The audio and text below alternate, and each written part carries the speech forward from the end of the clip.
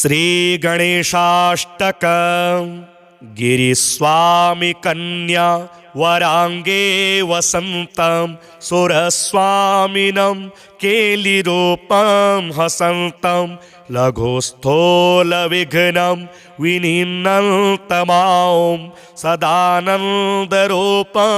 गणेशं भजेऽहम् अजं तुल्दिलं व्योमधर्मोपमेयं वृषं दन्तपाणिं सुजातेकदन्तं कलेहास्तिकं नागयज्ञोपवीतं सदानन्दरूपं गणेशं भजेऽहं विभुं निर्मलं सर्वपुत्रं सुरेशं शिवं शूलिवक्त्रं गणेशानमीशं कणत्यकिङ्किणी नालपादौ वहन्तं सदानन्दरूपं गणेशं भजेऽहं दौर्वेष्टितं विघ्नविध्वंसुवर्गः सुरैर्मण्डितैर्यज्ञयज्ञोत्तमाङ्गं गुणातीतमव्यक्तमेकं तुरीयं सदानन्दरूपं गणेशं भजेऽहं नरं सिन्धुरं पञ्चवक्त्रं विचित्रं वयोयोगिनं भोगनाथं महेशं करं कारिणं कामिनं नागरूपं सदानन्दरूपं गणेशं भजेऽहं मुदाहायनं लोककर्तारमाद्यं लसत्केतुना बद्धहस्ते कपोतं सदोमालिनं देवलोकैकपूतं सदानन्दरूपं गणेशं भजेऽहं जगत्कारणं तर्कवेदान्तवेद्यं मुदा योगगम्यं विशुद्धाट्टहासं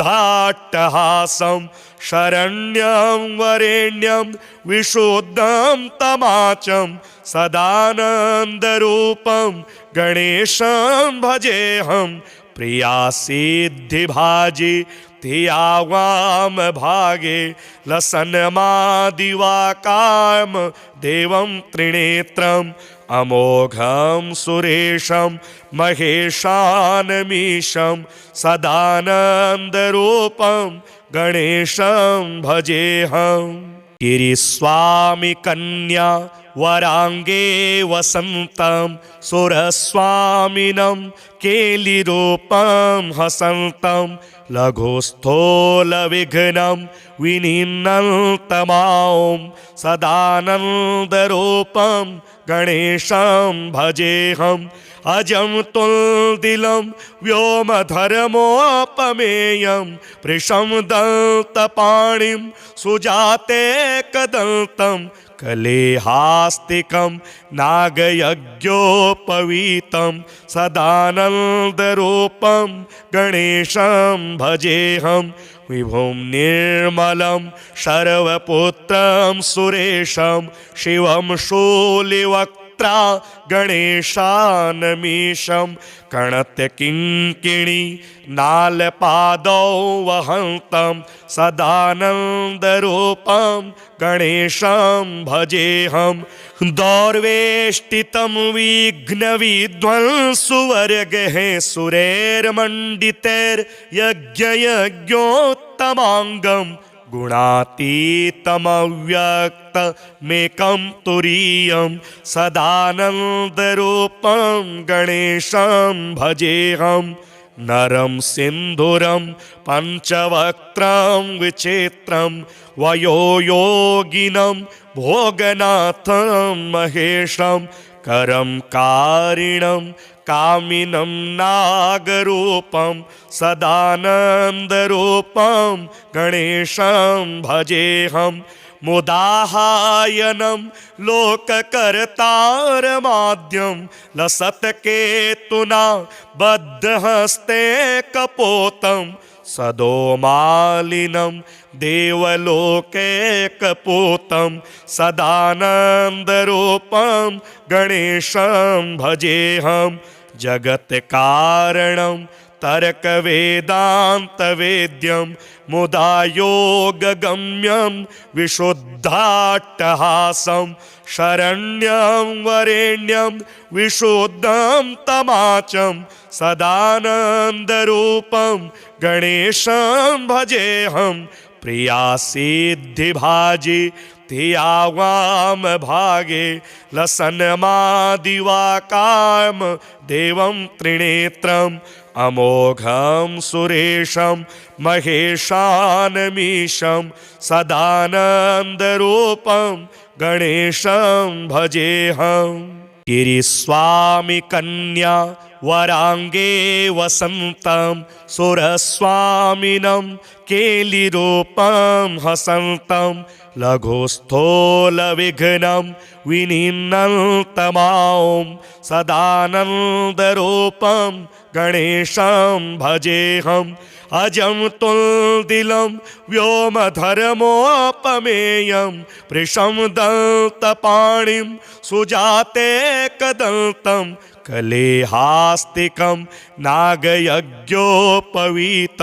सदानन्दरूपं गणेशं भजेऽहं विभुं निर्मलं शर्वपुत्रं सुरेशं शिवं शूलिवक्त्रा गणेशानमीशं कणत्यकिङ्किणी नालपादौ वहन्तं सदानन्दरूपं गणेशं भजेऽहं दौर्वेष्टितं विघ्नविध्वंसुवर्गः सुरैर्मण्डितैर्यज्ञयज्ञोत्तमाङ्गं गुणातीतमव्यक्तमेकं तुरीयं सदानन्दरूपं गणेशं भजेऽहं नरं सिन्धुरं पञ्चवक्त्रं विचित्रं वयोयोगिनं भोगनाथं महेशं करं कारिणं कामिनं नागरूपं सदानन्दरूपं गणेशं भजेऽहं मुदाहायनं लोककर्तारमाद्यं लसत्केतुना बद्धहस्ते कपोतं सदोमालिनं देवलोकैकपूतं सदानन्दरूपं गणेशं भजेऽहं जगत्कारणं तर्कवेदान्तवेद्यं मुदा योगगम्यं विशुद्धाट्टहासं शरण्यं वरेण्यं विशुद्धं तमाचं सदानन्दरूपं गणेशं भजेऽहं प्रियासिद्धिभाजि धिया वाम भागे लसन्मादिवाकाम देवं त्रिनेत्रम् अमोघं सुरेशं महेशानमीशं सदानन्दरूपं गणेशं भजेऽहम् गिरिस्वामी कन्या वरांगे वसन्तं सुरस्वामिनं केलिरूपं हसन्तं लघुस्थूलविघ्नं विनिन्नन्तमां सदानन्दरूपं गणेशं भजेऽहम् अजं तुल्दिलं व्योमधर्मोपमेयं वृषं दन्तपाणिं सुजातेकदन्तं कलेहास्तिकं नागयज्ञोपवीतं सदानन्दरूपं गणेशं भजेऽहं विभुं निर्मलं शर्वपुत्रं सुरेशं शिवं शूलिवक्त्रा गणेशानमीशं कणत्यकिङ्किणी नालपादौ वहन्तं सदानन्दरूपं गणेशं भजेऽहं दौर्वेष्टितं विघ्नविध्वंसुवर्गः सुरैर्मण्डितैर्यज्ञयज्ञोत्तमाङ्गं गुणातीतमव्यक्तमेकं तुरीयं सदानन्दरूपं गणेशं भजेऽहं नरं सिन्धुरं पञ्चवक्त्रं विचित्रं वयोयोगिनं भोगनाथं महेशं करं कारिणं कामिनं नागरूपं सदानन्दरूपं गणेशं भजेऽहं मुदाहायनं लोककर्तारमाद्यं लसत्केतुना बद्धहस्ते कपोतं सदोमालिनं देवलोकैकपूतं सदानन्दरूपं गणेशं भजेऽहं जगत्कारणं तर्कवेदान्तवेद्यं मुदा योगगम्यं विशुद्धाट्टहासं शरण्यं वरेण्यं विशुद्धं तमाचं सदानन्दरूपं गणेशं भजेऽहं प्रिया सिद्धिभाजी धिया वाम भागे लसन्मादिवाकाम देवं त्रिनेत्रम् अमोघं सुरेशं महेशानमीशं सदानन्दरूपं गणेशं भजेऽहं गिरिस्वामी कन्या वरांगे वसन्तं सुरस्वामिनं केलिरूपं हसन्तं लघुस्थूलविघ्नं विनिन्नन्तमां सदानन्दरूपं गणेशं भजेऽहं अजं तुल्दिलं व्योमधर्मोपमेयं वृषं दन्तपाणिं सुजातेकदन्तं कलेहास्तिकं नागयज्ञोपवीतं सदानन्दरूपं गणेशं भजेऽहं विभुं निर्मलं शर्वपुत्रं सुरेशं शिवं शूलिवक्त्रा गणेशानमीशं कणत्यकिङ्किणी नालपादौ वहन्तं सदानन्दरूपं गणेशं भजेऽहं दौर्वेष्टितं विघ्नविध्वंसुवर्गहे सुरैर्मण्डितैर्यज्ञयज्ञोत्तमाङ्गं गुणातीतमव्यक्तमेकं तुरीयं सदानन्दरूपं गणेशं भजेऽहं नरं सिन्धुरं पञ्चवक्त्रं विचित्रं वयोयोगिनं भोगनाथं महेशं करं कारिणं कामिनं नागरूपं सदानन्दरूपं गणेशं भजेऽहं मुदाहायनं लोककर्तारमाद्यं लसत्केतुना बद्धहस्ते कपोतं सदोमालिनं देवलोकैकपूतं सदानन्दरूपं गणेशं भजेऽहं जगत्कारणं तर्कवेदान्तवेद्यं मुदा योगगम्यं विशुद्धाट्टहासं शरण्यं वरेण्यं विशुद्धं तमाचं सदानन्दरूपं गणेशं भजेऽहं प्रिया सिद्धिभाजी धिया वाम भागे लसन्मादिवाकाम देवं त्रिनेत्रम् अमोघं सुरेशं महेशानमीशं सदानन्दरूपं गणेशं भजेऽहं गिरिस्वामी कन्या वरांगे वसन्तं सुरस्वामिनं केलिरूपं हसन्तं लघुस्थूलविघ्नं विनिन्नन्तमां सदानन्दरूपं गणेशं भजेऽहं अजं तुल्दिलं व्योमधर्मोपमेयं वृषं दन्तपाणिं सुजातेकदन्तं कलेहास्तिकं नागयज्ञोपवीतं सदानन्दरूपं गणेशं भजेऽहं विभुं निर्मलं सर्वपुत्रं सुरेशं शिवं शूलिवक्त्रा गणेशानमीशं कणत्यकिङ्किणी नालपादौ वहन्तं सदानन्दरूपं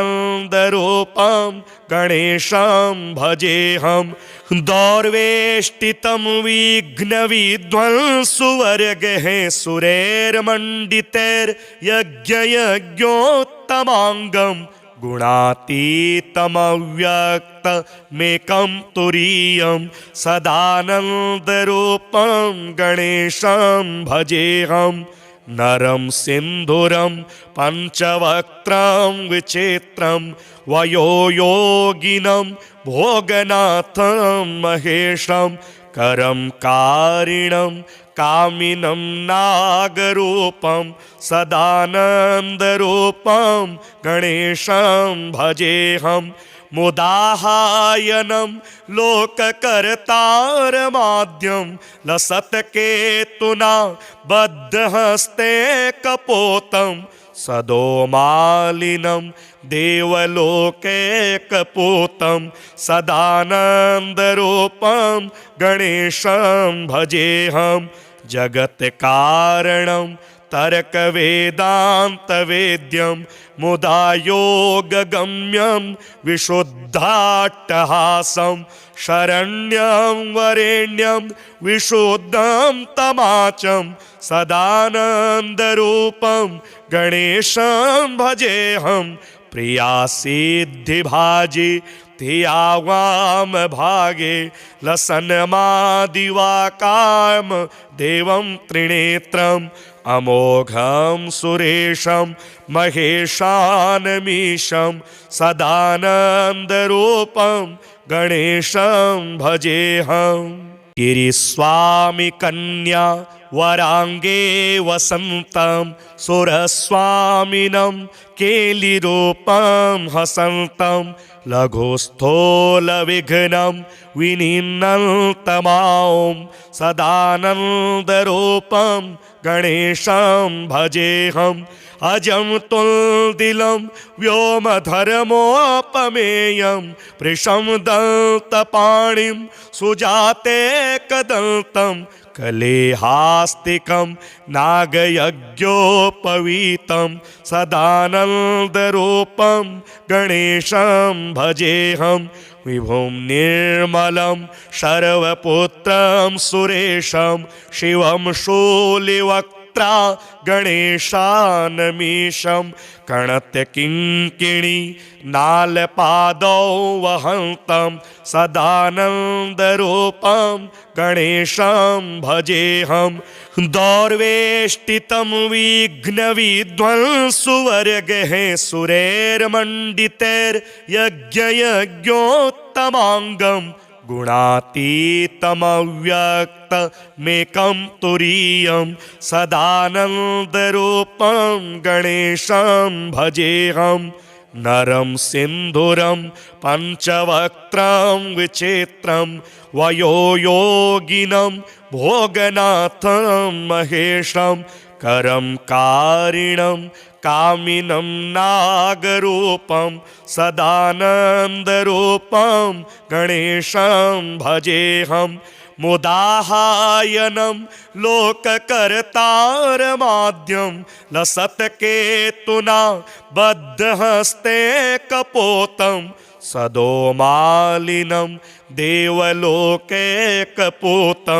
सदानन्दरूपं गणेशं भजेऽहं जगत्कारणं तर्कवेदान्तवेद्यं मुदा योगगम्यं विशुद्धाट्टहासं शरण्यं वरेण्यं विशुद्धं तमाचं सदानन्दरूपं गणेशं भजेऽहं प्रिया सिद्धिभाजी धिया वाम भागे लसन्मादिवाकाम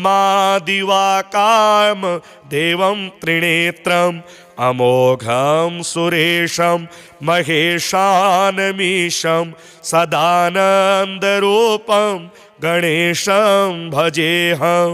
गिरिस्वामी कन्या वरांगे वसन्तं सुरस्वामिनं केलिरूपं हसन्तं लघुस्थूलविघ्नं विनिन्नन्तमां सदानन्दरूपं गणेशं भजेऽहम् अजं तुल्दिलं व्योमधर्मोपमेयं वृषं दन्तपाणिं सुजातेकदन्तं कलेहास्तिकं नागयज्ञोपवीतं सदानन्दरूपं गणेशं भजेऽहम् विभुं निर्मलं शर्वपुत्रं सुरेशं शिवं शूलिवक्त्रा गणेशानमीशं कणत्यकिङ्किणी नालपादौ वहन्तं सदानन्दरूपं गणेशं भजेऽहम् दौर्वेष्टितं विघ्नविध्वंसुवर्गः सुरैर्मण्डितैर्यज्ञयज्ञोत्तमाङ्गं गुणातीतमव्यक्तमेकं तुरीयं सदानन्दरूपं गणेशं भजेऽहम् नरं सिन्धुरं पञ्चवक्त्रं विचित्रं वयोयोगिनं भोगनाथं महेशं करं कारिणं कामिनं नागरूपं सदानन्दरूपं गणेशं भजेऽहम् मुदाहायनं लोककर्तारमाद्यं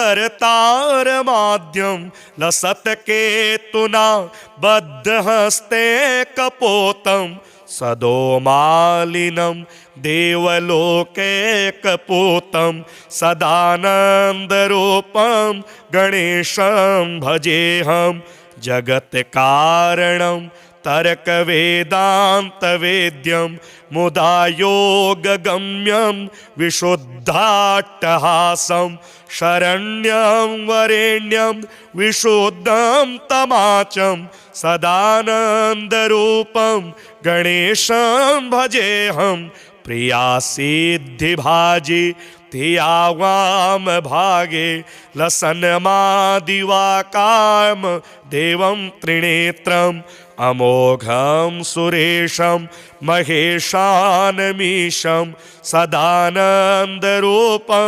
गणेशं भजेऽहम् गिरिस्वामी कन्या वरांगे वसन्तं सुरस्वामिनं केलिरूपं हसन्तं लघुस्थूलविघ्नं विनिन्नन्तमां सदानन्दरूपं गणेशं भजेऽहम् अजं तुल्दिलं व्योमधर्मोपमेयं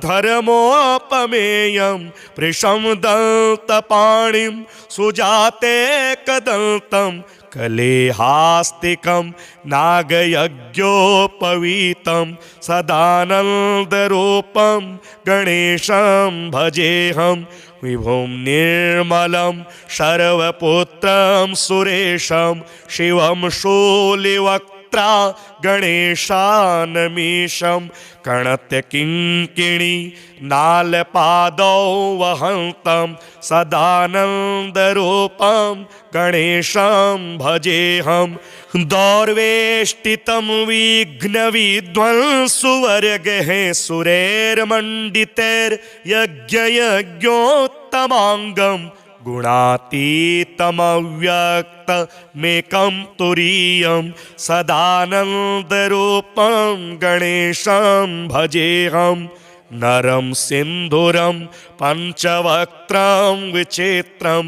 वयोयोगिनं भोगनाथं महेशं करं कारिणं कामिनं नागरूपं सदानन्दरूपं गणेशं भजेऽहम् मुदाहायनं लोककर्तारमाद्यं लसत्केतुना बद्धहस्ते कपोतं सदोमालिनं देवलोके कपूतं सदानन्दरूपं गणेशं भजेऽहम् जगत्कारणं तर्कवेदान्तवेद्यं मुदा योगगम्यं विशुद्धाट्टहासं शरण्यं वरेण्यं विशुद्धं तमाचं सदानन्दरूपं गणेशं भजेऽहं प्रियासिद्धिभाजि धिया वाम भागे लसन्मादिवाकाम देवं त्रिनेत्रम् अमोघं सुरेशं महेशानमीशं सदानन्दरूपं गणेशं भजेऽहम् गिरिस्वामी कन्या वरांगे वसन्तं सुरस्वामिनं केलिरूपं हसन्तं लघुस्थूलविघ्नं विनिन्नन्तमां सदानन्दरूपं गणेशं भजेऽहम् अजं तुल्दिलं व्योमधर्मोपमेयं वृषं दन्तपाणिं सुजाते कदन्तं कलेहास्तिकं नागयज्ञोपवीतं सदानन्दरूपं गणेशं भजेऽहं विभुं निर्मलं सर्वपुत्रं सुरेशं शिवं शूलिवक्त्रा गणेशानमीशं कणत्यकिङ्किणी नालपादौ वहन्तं सदानन्दरूपं गणेशं भजेऽहं दौर्वेष्टितं विघ्नविध्वंसुवर्गः सुरैर्मण्डितैर्यज्ञयज्ञोत्तमाङ्गं गुणातीतमव्यक्तमेकं तुरीयं सदानन्दरूपं गणेशं भजेऽहं नरं सिन्धुरं पञ्चवक्त्रं विचित्रं वयोयोगिनं भोगनाथं महेशं करं कारिणं कामिनं नागरूपं सदानन्दरूपं गणेशं भजेऽहं मुदाहायनं लोककर्तारमाद्यं लसत्केतुना बद्धहस्ते कपोतं सदोमालिनं देवलोकैकपूतं सदानन्दरूपं गणेशं भजेऽहं जगत्कारणं तर्कवेदान्तवेद्यं मुदा योगगम्यं विशुद्धाट्टहासं शरण्यं वरेण्यं विशुद्धं तमाचं सदानन्दरूपं गणेशं भजेऽहं प्रियासिद्धिभाजि धिया वाम भागे लसन्मादिवाकाम देवं त्रिनेत्रम् अमोघं सुरेशं महेशानमीशं सदानन्दरूपं गणेशं भजेऽहम् गिरिस्वामी कन्या वरांगे वसन्तं सुरस्वामिनं केलिरूपं हसन्तं लघुस्थूलविघ्नं विनिन्नन्तमां सदानन्दरूपं गणेशं भजेऽहम् अजं तुल्दिलं व्योमधर्मोपमेयं वृषं दन्तपाणिं सुजाते कदन्तं कलेहास्तिकं नागयज्ञोपवीतं